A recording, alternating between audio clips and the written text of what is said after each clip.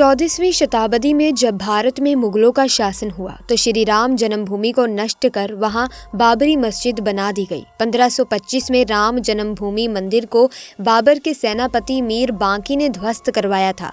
तीर्थ नगरी अयोध्या को सतयुग में वैवस्वत मनु ने बसाया था।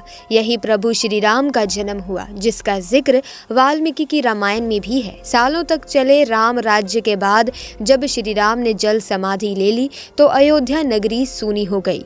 ऐसे में अब 22 जनवरी 2024 को भगवान राम की मूर्ति की प्राण प्रतिष्ठा होगी। लेकिन मंदिर निर्माण के दौरान कई ऐसे चमत्कार हुए हैं जिसे देखकर कई लोग हैरान हुए हैं। यहाँ तक कि नासा के वैज्ञानिक भी ऐसे चमत्कार को देखकर हैरत अंगेज रह गए हैं।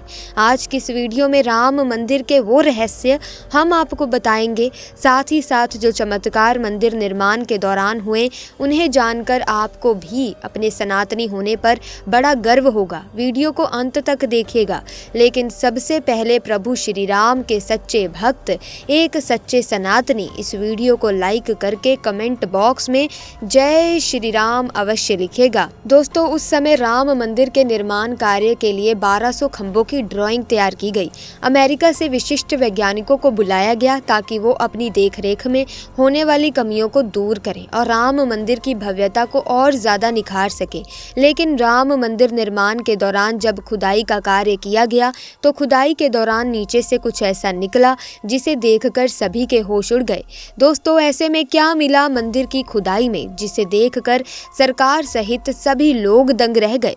आखिर वो कौन सा राज है जो आज की इस वीडियो में खुलने वाला है। आखिर राम मंदिर निर्माण के दौरान नासा के वैज्ञानिकों को ऐसा क्या दिख गया जिसके बाद वो भी प्रभु श्री राम के भक्त बन गए। उस समय थॉमस नाम के एक वैज्ञानिक अमेरिका से भारत राम मंदिर निर्माण के दौरे पर आए हुए थे। वहां आकर उन्होंने देखा कि राम मंदिर का निर्माण कार्य तो बहुत ही जोरों शोरों से चल रहा है। जिसके बाद उन्होंने अपनी रूटीन काम वहां पर करना शुरू कर दिया। लेकिन मंदिर परिसर में ही उन्हें एक ऐसा हिस्सा दिखाई दिया जहां की जमीन बहुत ही ज्यादा नरम थी। उसके ऊपर कोई खुदाई भी नहीं कर रहा था। तभी थॉमस ने कुछ मजदूरों को उस स्थान पर खुदाई करने के आदेश दिए। लेकिन उस स्थान पर खुदाई करते ही जमीन के अंदर से तेज पानी की धार उत्पन्न हो गई। ये नज़ारा देखकर सभी लोग चौंक गए। किसी के भी समझ में नहीं आ रहा था कि आखिर इस स्थान पर खुदाई के दौरान नदी की धार आखिर कैसे निकल गई। जब इस पानी का परीक्षण किया गया तब ये बात सामने आई कि ये तो पास में बहने वाली सरयू नदी का पानी है। ये भगवान राम का बहुत बड़ा चमत्कार था कि स्वयं माता सरयू राम मंदिर निर्माण में अपनी सहभागिता देने आई थी। लेकिन कमेटी के सभी लोगों के मन में चिंता जागृत हो गई थी कि अगर जमीन के अंदर से पानी निकलेगा तो राम मंदिर का निर्माण कार्य पूरा नहीं हो पाएगा। साथ ही मंदिर की मजबूती को लेकर भी काफी शंकाएं हो रही थी। सरयू नदी का राम जन्मभूमि के नीचे मिलना कोई चमत्कार है या फिर कुदरत का करिश्मा, ये कोई नहीं जानता। लेकिन सभी लोग भगवान के इस चमत्कार को नमन कर रहे थे। आखिर में जब किसी को रास्ता नहीं दिखाई दिया तो सभी लोगों ने मिलकर एक साथ भगवान श्री राम से प्रार्थना की, क्योंकि अगर ये पानी की धारा सही समय बंद नहीं हुई तो राम मंदिर का निर्माण कार्य आगे नहीं बढ़ पाएगा। और अगले दिन चमत्कार कुछ ऐसा हुआ कि जब निर्माण कार्य पुनः शुरू हुआ तो अपने आप ही सरयू नदी की ये धारा बंद हो गई। इसके बाद पुनः जोरों शोरों से राम मंदिर का निर्माण कार्य शुरू हो गया। अब दोस्तों, आपके मन में भी एक सवाल जरूर जाग रहा होगा कि अगर अभी राम मंदिर का निर्माण कार्य हो रहा है तो पुराने समय में यहाँ पर जो राम मंदिर था आखिर वो कैसा दिखता था, जिसे तोड़कर बाबर ने बाबरी मस्जिद बनाई थी। उस राम मंदिर का निर्माण आखिर किसने किया था, ये वाकई में बहुत बड़े रहस्य का विषय है जिसके बारे में ना आज तक बात हुई है और ना ही आपको इस बारे में किसी ने बताया होगा। लेकिन आज वो रहस्य हम आपको बताएंगे कि आखिर पौराणिक काल के राम मंदिर का निर्माण किसने किया था। भगवान राम की नगरी अयोध्या हजारों महापुरुषों की कर्म भूमि रही है। ये पवित्र भूमि हिंदुओं के लिए एक महत्वपूर्ण है। यहाँ पर भगवान राम का जन्म हुआ था। ये राम जन्म भूमि है। इस राम जन्म भूमि पर एक भव्य मंदिर बना था जिसे तोड़ दिया गया। लेकिन हम आज आपको बताएंगे कि ये भव्य मंदिर आखिर किसने बनाया था और वो मंदिर कैसा दिखता था। एक शोध के अनुसार अनुसार पता चला कि भगवान राम का जन्म 5114 ईस्वी पूर्व में हुआ था। चैत्र मास के नवमी को हम राम नवमी का पर्व मनाते हैं। अगस्त 2003 में पुरातत्विक विभाग के सर्वे में कहा गया कि जहां बाबरी मस्जिद बनी थी वहां मंदिर होने के संकेत मिले हैं। भूमि के अंदर दबे खंभे और अन्य अवशेषों पर अंकित चिन्ह मंदिर होने का सबूत है। भारतीय पुरातत्व सर्वेक्षण द्वारा हर मिनट की वीडियोग्राफी और वहां के खंभों व अन्य शैलियों का चित्रण किया गया। सन 2003 में राम जन्मभूमि की खुदाई में कितनी ही दीवारें और बराबर दूरी पर 50 खंभों की आकृति पाई गई। उस स्थान पर एक शिव मंदिर भी दिखाई दिया, जो ये पक्का सबूत था कि सच में बाबर ने राम मंदिर को तोड़कर ही यहाँ पर बाबरी मस्जिद का निर्माण किया था। लेकिन सवाल ये उठता है कि ये राम मंदिर तो सन 2024 में तैयार होगा, लेकिन वो राम मंदिर जिसे बाबर ने तोड़ा था उसका निर्माण आखिर किसने किया था? इसका उल्लेख हमें मिलता है ईसा के लगभग 100 वर्ष पूर्व उज्जैन के चक्रवर्ती सम्राट विक्रमादित्य एक दिन अयोध्या पहुंचे। विक्रमादित्य ने इस भूमि में बहुत सारे चमत्कार महसूस किए। तब उन्होंने खोज आरंभ करी और आसपास के योगी और संतों की कृपा से उन्हें इस बात की जानकारी प्राप्त हुई कि ये भगवान श्री राम की अवध भूमि है। उन संतों के निर्देश से सम्राट विक्रमादित्य ने यहाँ एक भव्य मंदिर के साथ साथ कुएं, सरोवर और महल का निर्माण कराया। कहते हैं उन्होंने श्री राम जन्मभूमि पर काले रंग के कसौटी पत्थर वाले 84 स्तंभों पर विशाल मंदिर का निर्माण कराया था। इस मंदिर की भव्यता देखते ही बनती थी। दूर दूर से लोग यहाँ पर राम जी के दर्शन करने आते थे। जिसके बाद इस मंदिर का जीर्णोद्धार अलग अलग राजाओं द्वारा होता गया।